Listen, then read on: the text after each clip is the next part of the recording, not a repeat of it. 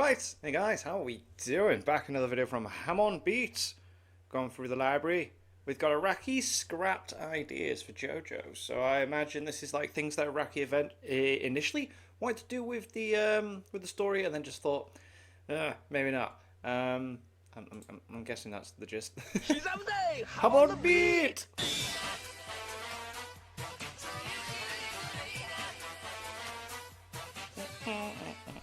I've made a variety of videos going over and debunking misinformation in the These are great videos, these debunking Araki forgot. Steelball Run, I am still yet to watch because I have not read Steelball Run. But once that eventually comes around, I don't know, like next year or sometime, we'll have more videos to watch. JoJo community. A lot of the time, these are just parts of the story that people misinterpret or view as plot holes. But a lot of them have to do with just completely fabricated statements of Araki's intentions. There's a lot of examples of this, including one I went over in my last video. Some people claim that Araki originally intended to have a story where Josuke traveled back in time to save himself. In reality, there was never any intention of this, and Josuke's savior was intended to be a random bystander. Oh, okay. Another is the idea that Araki originally intended for Dio to have access to every stand ability, but that this was scrapped in favor of the world. Once again, this is not supported by anything that Araki has said and is a completely baseless fan rumor. Since there's It's crazy now how this happens. Like, mad example is going to be the recent Hokutoa girl, and how rumors flew about that her dad was a pastor and she was a preschool teacher, and then a month later, where you see interviews with her and stuff actually come out, it's like none of that was true whatsoever. It's mad how, because of online, people talk and just fabricate stuff and make it a reality, and people start to see it as fact. It's like, whoa. so much misinformation like this out there, it's difficult for some people to even know what's real. So in this video, I'd like to go over the list of real scrapped ideas Araki had that never made it into the story. Very cool idea. The first example would be the fact that Araki originally intended to end the series at part 3. When Araki first started I can believe that. I can believe that. JoJo, he says that he planned for there to be 3 parts. In the first part, he would have Dio defeated, and then in the third, he would return after a long period of time. It was only later that he decided to move forward with part 4. One scrapped concept from part 3 was an idea for a neighborhood middle-aged woman selling cigarettes that would have appeared as a stand user in Japan. Oh, okay. Araki decided not to include it since the group traveling across the world meant they couldn't stay in a suburban setting for long. Araki thought that if he made a story that stayed in one setting, he could include more local enemies like this. This is what later became the idea for setting part 4 entirely in one town. I love the idea behind part 4. Like, the whole story just focuses on one place, and it's like, it is about that place. It's absolutely fantastic. And isn't it based off of like an old TV series idea as well? In an interview with Kappa magazine, Araki says that in the early stages of part 3, only 15 stands were planned to appear. Oh, wow. However, since Araki liked the concept so much, he eventually made enough stands that he ran out of tarot arcana to use, and began taking their names from other inspirations. In the JoJonium Volume 9 interview, Araki talks about his reasoning behind including Joseph in part 3. Here he mentions that he originally considered having Joseph leave the group partway through the journey due to his old age. But eventually he abandoned this idea, and Joseph remained in the main cast throughout the entire part. I'm glad he stayed. It was, I think it was a brilliant idea keeping him in part 3. Absolutely fantastic. In the flashback of Polnareff meeting Dio, Dio was seen with a parrot perched on his shoulder. This parrot never made another appearance in the manga. However, in the anime adaptation, it was replaced with Pet Shop. This may indicate that the parrot was just an early design for Pet Shop that the anime corrected to keep consistent. Quite possibly. That's really interesting. Alright, cool. In the new spin-off, God, that's one of the best stand fights going. Pet Shop versus Iggy. That is such a freaking good fight. manga Crazy Diamond's Demonic Heartbreak, the story focuses on Whole Horse, who travels to Morio to capture a parrot named Pet Sounds that used to work under Dio. In that story, the parrot had the same trainer as Pet Shop, and is presumably the same parrot we saw in the manga. But since this story is not written by Araki, we can't say for certain if the parrot was originally intended as a separate character, or was just an early version of Pet Shop. Fair enough. Speaking of Whole Horse, Araki says in the JoJonium Volume 10 interview that he actually intended to have him join the group at a certain point.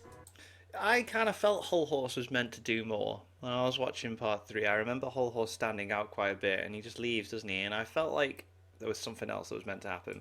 Unlike Kakyoin and Polnareff, who were originally created with the intention of joining the main cast, Whole Horse was first written completely as a villain. But Araki liked the character enough that he decided to have him come back a few more times in the story, and even considered letting him join the group. As a sort of test of this concept, one of the chapter covers in the Justice arc features Whole Horse in a group shot alongside the protagonists. Since at that time he was under attack by Enya and actually warns Polnareff about her, this may have been part of the early stages of him becoming an ally. Yeah. Eventually, however, Araki decided against him joining, since he thought that he would disturb the balance of the group by being too similar to Polnareff. He also says that his stand ability is too powerful to be part of the main cast since it has no real limitations. Later, when Araki did include a gunslinger character as an ally with Mista, he made sure to make his ability more balanced. The character Anne was introduced early in Part 3 as the child tagging along with the group. After a short time, she abruptly left. Araki presumably had more plans with her, but according to him, a child wouldn't fit in with the more dangerous situations the group would end up in, so he decided to send her home. I mean, that does make sense. Like, yeah. Araki has said that if he were to write the story now, he would have given her a stand ability so she could fit in with the rest of the group. In the JoJonium Volume 15 interview, Araki says that he initially didn't plan to add Iggy to the group, and he considered giving his stand the Fool to an enemy the group would have encountered. Oh. Araki has said that he planned on writing a longer backstory for Kakyoin. During the fight with Dio, he showed a brief flashback to Kakyoin's past. However, he actually wanted to go further with this and dedicate an entire chapter to his backstory. Oh. But he felt that stopping in the middle of the climax of the story to focus on Kakyoin's childhood didn't fit, so he... It's a bit of a takeaway, isn't it? It's like you got this big fight with Dio. It's all hype. We're potentially learning how his ability works. Kakyoin, has his sacrifice.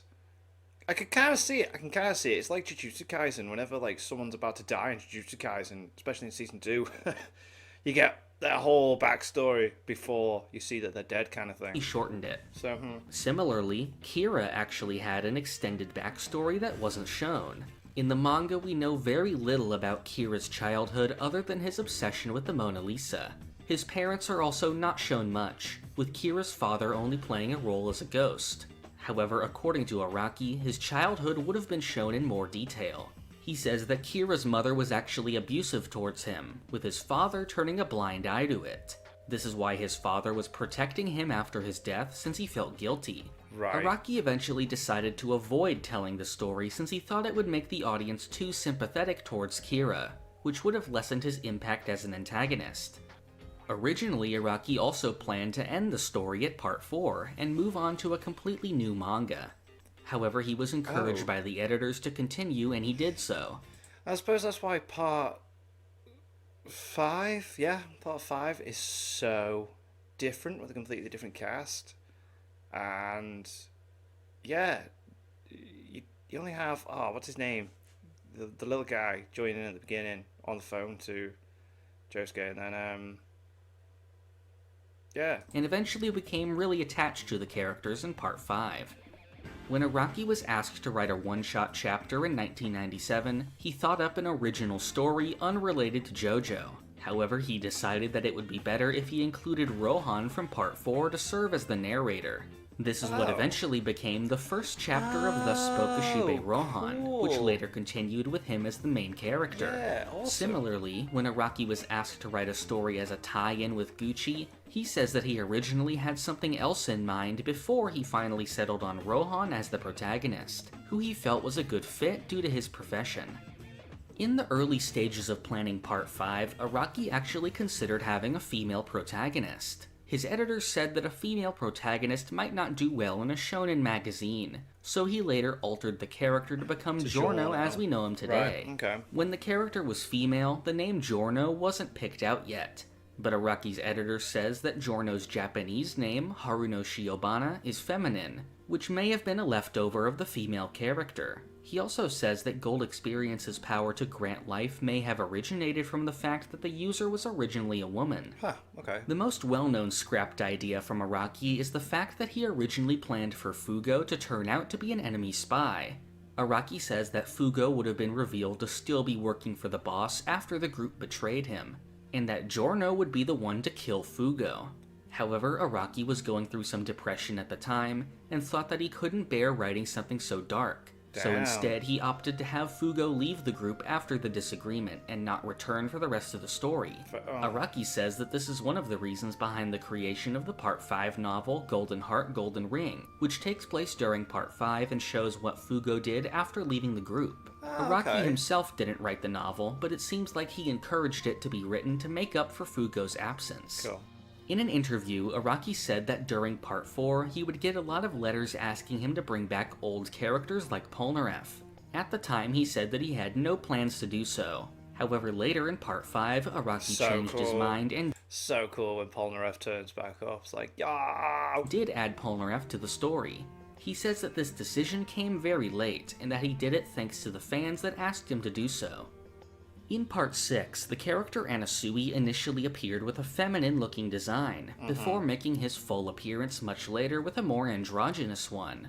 Araki has said that his goal with Anasui was to create an androgynous-looking character. This idea may have come to him after the character's first appearance, and is to account for the switch away from the more feminine design. I have a separate video talking about Anasui's gender swap and the misinformation surrounding it, so if you want to see me go fully in-depth on it, check out that video. In the Stone Ocean Bunko Volume 11 Author's Note, Araki talks about how he came to write the ending of Part 6. He goes over his reasoning and interpretation of the ending, but notably, he also mentions that he changed the ending of the story within the final few chapters. It's unknown what this original ending actually was, but it may have been a more traditional ending compared to what we got, since the change came about from Araki wanting to start over from scratch in a new continuity. I loved the ending. I think it suits JoJo's because it's so bizarre, you know? Like, it's so out there. I like that you have to really think about it and, like, have the discussion, go online and read stuff about it. I think it's great. In Part 8, Josuke's stand Soft and Wet was originally planned to have the power to attach screws to objects. Araki decided to change this to the bubble creating ability that he is seen with in the manga. I might skip this. Let me just see where the screw ability story. Interestingly, when kind of story from the ones Araki ended up telling. That's all the scrapped ideas we know of now, but it's possible we'll be seeing more in the future. Soon the ninth part, tentatively titled JoJo Lands, will begin. So far, Araki hasn't said much about it, but there are a few things he has mentioned. Once when he was asked to write about settings he would like to portray in future stories, Araki expressed interest in a story set in Northern Europe or the Scottish Highlands. In one statement from back during Part 7, Araki says that Morio may play a role in Parts 8 and 9. And at Luca Comics and Games 2019, Araki was asked if Italy would be a setting for a future part, to which he said he would have to do more research but that he'd consider it. Cool. Once Part 9 does roll around, we'll end up seeing the setting and know if he scrapped any of these ideas. Talking about Araki's scrapped ideas acts as a really interesting look into his creative process. I think it's a shame that the amount of misinformation in the community prevents these actual behind-the-scenes stories from getting the proper attention. Hopefully you found this video interesting and learned something new. Yeah, if you have any more ideas for videos going over little-known JoJo information, comment them down below. If you want to be updated on new videos and... Very cool. Very interesting. I love the whole JoJo's thing. But yeah, Steelball Run, I'm waiting for a physical release, which I think shouldn't be too long, because Golden Wind seems to be coming out quite regularly over here in the UK. Every time I go to Waterstones, there seems to be a new volume out. So, yeah, I think there's a couple more Hamon beats, but I tend to spread it out. You know what I'm like. I check out all sorts of stuff, which is probably why my channel doesn't grow. But thank you to my patrons. If you want to have your name at the end of every video and want to be able to watch Patreon-only reactions such as the original Dragon Ball series, Links in the description to the Patreon page. $1 a month is all I ask to help support the channel. It is greatly appreciated. Thank you for that, and thank you all for watching. What do you guys think of that? You guys think of this? Click like, subscribe if you haven't already. Leave comments down below. Let me know what I should watch and discuss in future videos. And I'll see you guys all, you guys. Nick, damn.